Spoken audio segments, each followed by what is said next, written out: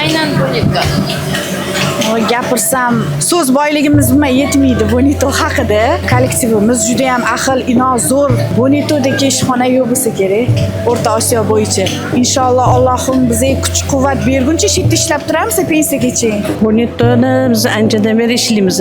Kollektivimiz yaxshi, osh-ovqatlari yaxshi, xo'jayinlarimiz ham yaxshi, hammaligi baraka topsin. To'ylar qildik. Necha yil bo'ldi ishlayotganingiz?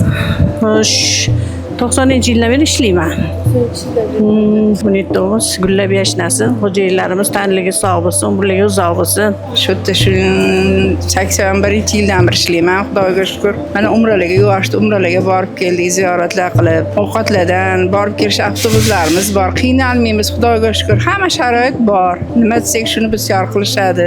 Shu paytgacha har biror marta qattiq gapirib, dilimiz ortgan inson emas. Tanligi sog' bo'lsin, ishlari rivojini bersin, martabalari bundan ham ulug' bo'lsin. Chunki Bonitoning sharoitlari zo'r, oilalari o'z vaqtida, ovqatlarimiz yaxshi, avtobuslarimiz bor, issiq kunda sharoitlarimiz zo'r. Jumbo'tdan bo'shagimiz kelmaydi, ahil bo'lganimiz uchun.